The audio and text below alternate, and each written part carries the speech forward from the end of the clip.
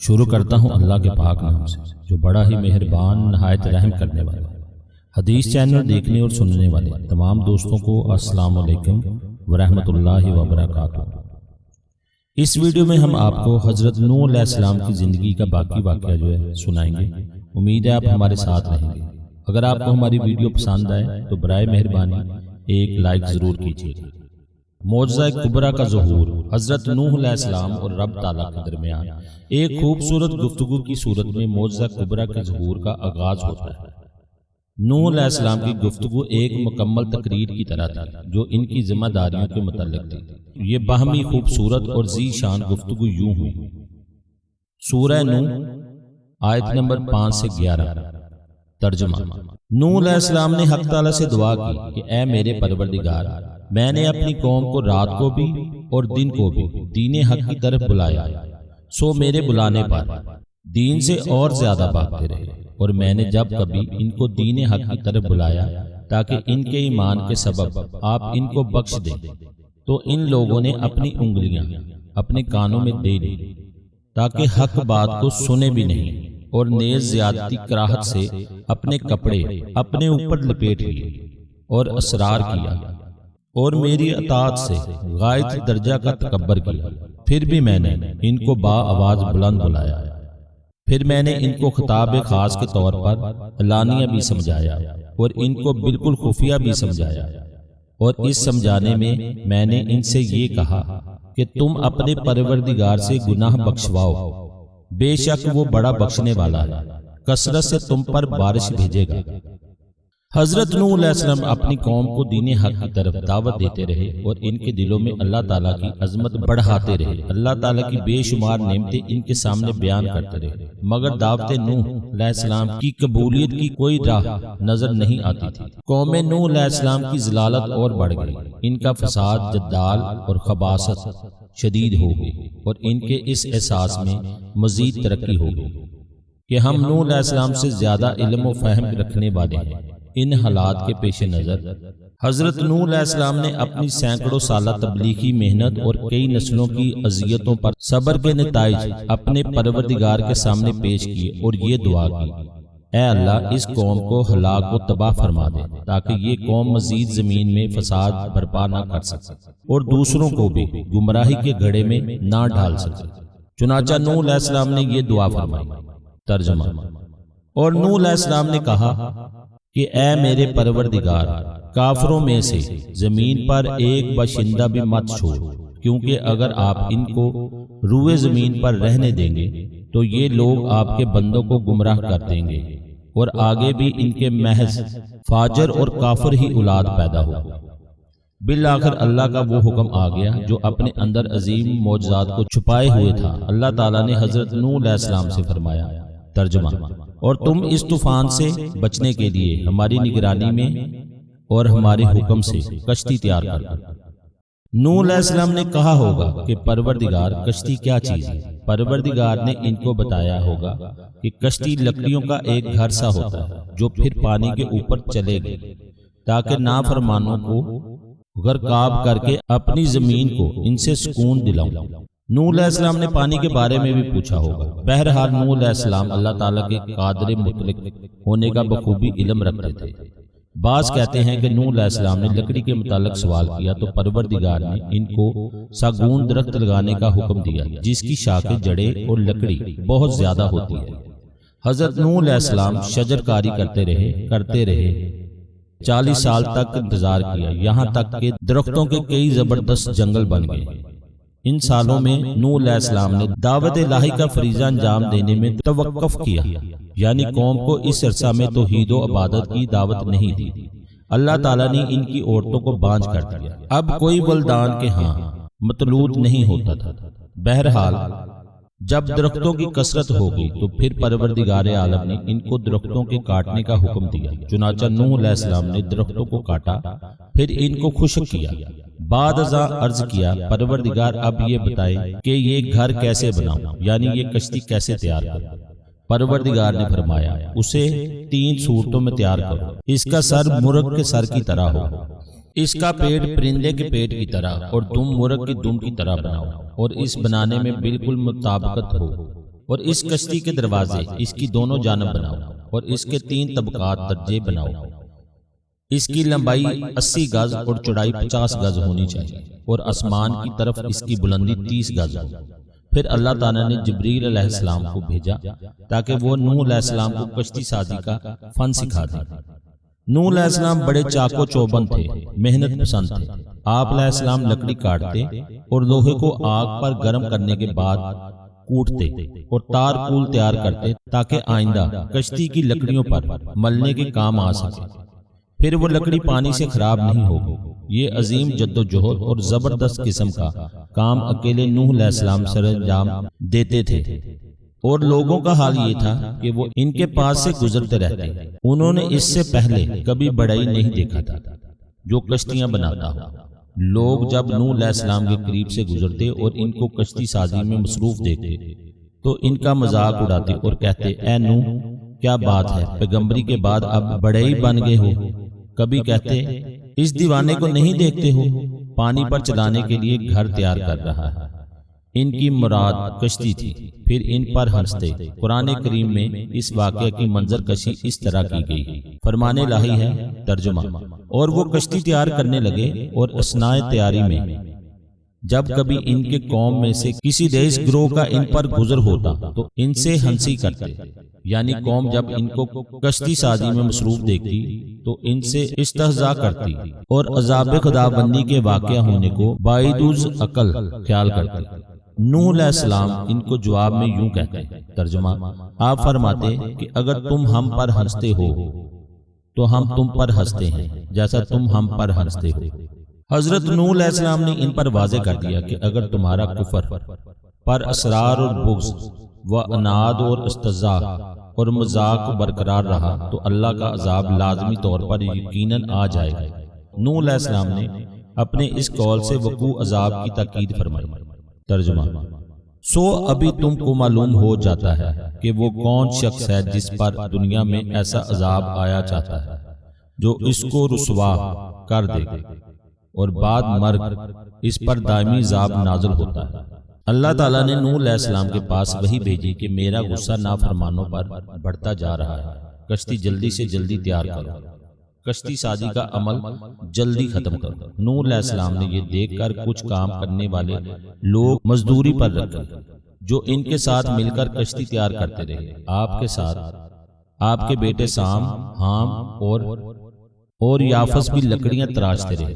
بالآخر نوح علیہ السلام نے 660 گز طویل اور 330 گز عریض کشتی بنا دی جس کی بلندی 33 گز تھی۔ اللہ تعالیٰ نے کشتی کے پاس ہی سے تار کول کا چشمہ جاری کر دیا۔ چنانچہ نوح علیہ السلام نے اس کشتی کے اندر اور باہر وہ تار کول مل دیا اور اسے لوہے کے کیلوں سے مضبوط کر دیا۔ ساری کشتی کو تار کول مل دیا۔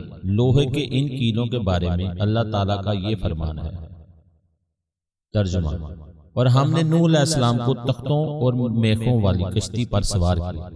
حضرت عیسیٰ بن مریم بحکم الہی مردوں کو زندہ کر دیا کرتے تھے۔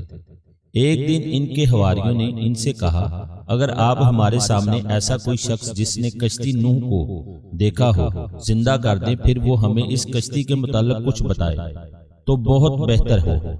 چنانچہ عیسیٰ علیہ السلام چلے، آپ کے پیچھے پیچھے ان کے حواری تھے۔ حضرت عیسیٰ علیہ السلام چلتے چلتے مٹی کے ایک ٹیلا کے پاس پہنچے، اس سے مشت بھر مٹی لی اور فرمایا، جانتے ہو یہ مٹی کس کی ہے؟ انہوں نے کہا، اللہ اور اس کے رسول خوب جانتے ہیں۔ عیسیٰ علیہ السلام نے فرمایا، یہ حام بن نوح کی قبر کی ہے۔ چنانچہ آپ نے اس مٹی پر اپنا عصا مارا اور کہا، اللہ کے حکم سے کھڑے ہو جاؤ۔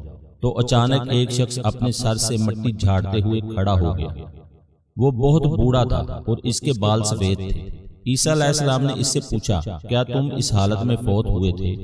حام بن نوح علیہ السلام نے کہا، نہیں، بلکہ میں جوانی کی حالت میں فوت ہوا تھا، لیکن اب میں نے سمجھا کہ شاید قیامت قائم ہو گئی ہے، اس لیے خوف سے میں بوڑھا ہو گیا۔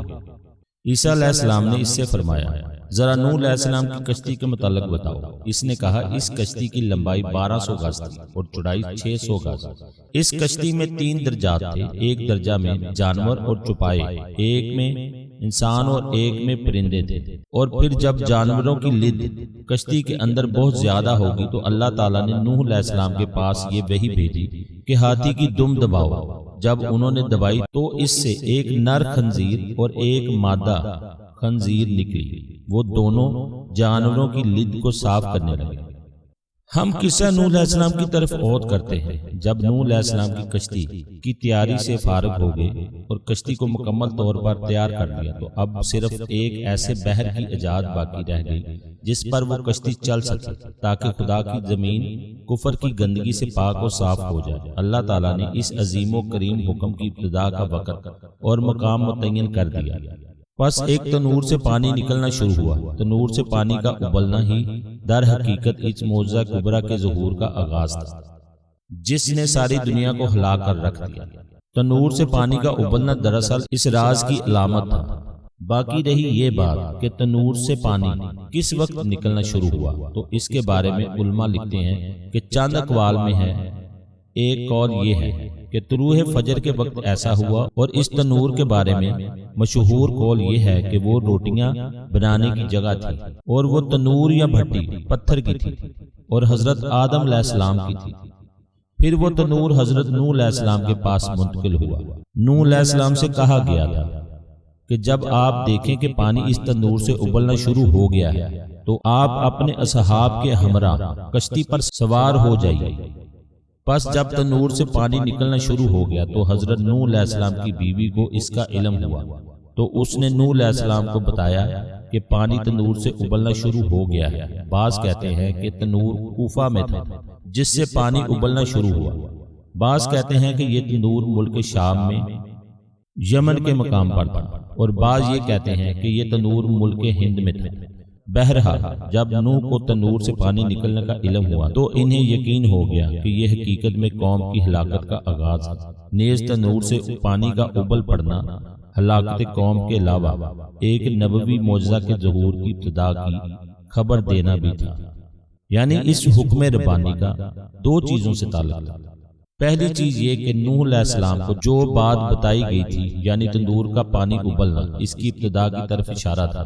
دوسری چیز وہ ہے جس کا اس آیت کریمہ میں ذکر ہے، سورہ ہود آیت نمبر 40 ترجمہ۔ ہم نے نوح علیہ السلام سے فرمایا کہ ہر قسم کے جانوروں میں سے ایک ایک نر اور ایک ایک مادہ یعنی 2 عدد اس کشتی میں چڑھا لو اور اپنے گھر والوں کو بھی چڑھا لو، باستثنا اس کے جس پر غرق ہونے کا حکم نافذ ہو چکا ہے، اور گھر والوں کے علاوہ دوسرے ایمان والوں کو بھی، اور بجز قلیل آدمیوں کے ان کے ساتھ کوئی ایمان نہ لایا تھا۔ مفسرین کہتے ہیں اللہ تعالیٰ نے 40 دن اور رات تک بارش برسائی۔ اس بارش کی وجہ سے سارے وحوش و طیور اور جانور چھپائے نوح علیہ السلام کے پاس آ گئے اور ان کے تابع فرمان ہو گئے۔ پھر حضرت نوح علیہ السلام نے خدا تعالیٰ کے حکم کے مطابق ہر قسم میں سے ایک ایک نر اور ایک ایک مادہ کو اس کشتی میں سوار کیا۔ چنانچہ آپ نے تمام حیوانات اور پرندوں کو کشتی میں چڑھانا شروع کر دیا۔ سب سے آخر میں جو جانور سوار ہوا وہ گدھا تھا۔ جب وہ گدھا کشتی میں چڑھنے لگا تو ابلیس لعین نے اس کی دم کو پکڑ دیا، جس کی وجہ سے وہ اپنی ٹانگیں نہ اٹھا سکا۔ حضرت نوح علیہ السلام اس کو کہنے لگے کشتی میں داخل ہو جاؤ، مگر وہ اٹھنے کی سکت نہ رکھ سکا۔ حتیٰ کہ بعض کہتے ہیں کہ نوح علیہ السلام نے کہا تیرا ستیہ ناس ہو، کشتی کے اندر آ جاؤ اگرچہ شیطان تیرے ساتھ ہے۔ حضرت نوح علیہ السلام سے یہ کلمہ سبقت لسانی سے نکل گیا۔ بہرکیف جب نوح علیہ السلام نے یہ کہا تو شیطان نے اس گدھے کا راستہ چھوڑ دیا اور وہ گدھا کشتی میں داخل ہو گیا، اور اس کے ساتھ شیطان بھی کشتی کے اندر آ گیا۔ نوح علیہ السلام نے اس شیطان سے کہا اے خدا کے دشمن، تجھے کس نے داخل کیا؟ شیطان نے کہا کیا آپ نے نہیں کہا تھا کہ کشتی کے اندر آ جاؤ اگرچہ شیطان تیرے ساتھ ہے؟ نوح علیہ السلام نے فرمایا اے دشمن خدا، چل کشتی سے باہر نکل۔ شیطان نے کہا میں نہیں نکلتا۔ مورخین لکھتے ہیں کہ شیطان پھر کشتی میں ہی رہا۔ بعض علماء کہتے ہیں کہ اس دوران سانپ اور بچھو بھی نوح علیہ السلام کے پاس آئے تھے اور انہوں نے یہ درخواست کی تھی کہ ہمیں بھی کشتی میں سوار کر لیجیے۔ نوح علیہ السلام نے فرمایا نہیں، تم دونوں تکلیف و مضرت کا سبب ہو۔ میں تمہیں سوار نہیں کروں گا۔ انہوں نے کہا نہیں، آپ ہمیں بھی کشتی میں سوار کر لیجئے، ہم آپ کو ضمانت دیتے ہیں کہ ہم کسی ایسے شخص کو ضرر نقصان نہیں پہنچائیں گے جو آپ کا ذکر کرے گا۔ اور بعض کہتے ہیں کہ نوح علیہ السلام نے فرمایا پروردگار اس شیر اور گائے کا کیا کروں اور بکری کے بچہ اور بیڑیے کو کیسے سوار کروں، نیز کبوتر اور بلے کا کیا کروں، یعنی یہ جانور تو آپس میں دشمنی رکھتے ہیں، ان کو کشتی میں کیسے سوار کروں۔ اللہ تعالیٰ نے نوح علیہ السلام سے فرمایا یہ بتاؤ ان کے درمیان یہ عداوت کس نے ڈالی؟ نوح علیہ السلام نے عرض کیا رب العالمین آپ نے ہی ڈالی ہے۔ اللہ عز و جل نے فرمایا لہٰذا میں ہی ان کے درمیان الفت ڈال دوں گا جس کی بنا پر یہ ایک دوسرے کو نقصان یا تکلیف نہیں پہنچائیں گے۔ چنانچہ نوح علیہ السلام نے پہلے طبقہ میں درندوں اور جانوروں کو سوار کر لیا۔ اللہ تعالیٰ نے شیر کو بخار میں مبتلا کر دیا اور اس کو دوسرے جانوروں اور گائے وغیرہ سے دور کر دیا۔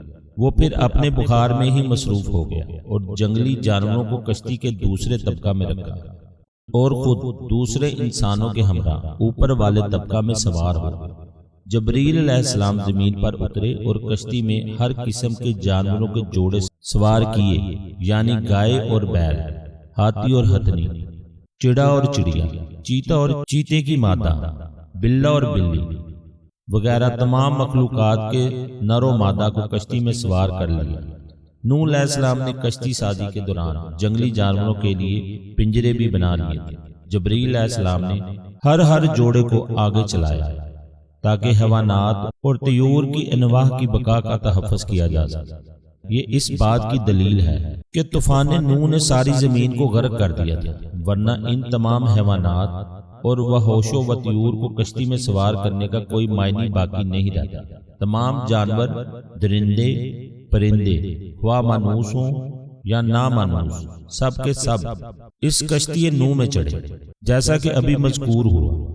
اسی طرح وہ لوگ بھی کشتی میں سوار ہوئے جو نوح علیہ السلام پر ایمان لائے تھے۔ بعض کہتے ہیں کہ ایمان لانے والوں کی تعداد 80 تھی، مومنین کی تعداد بہت کم تھی۔ اس آیات کریمہ میں اس کی تاکید آئی ہے۔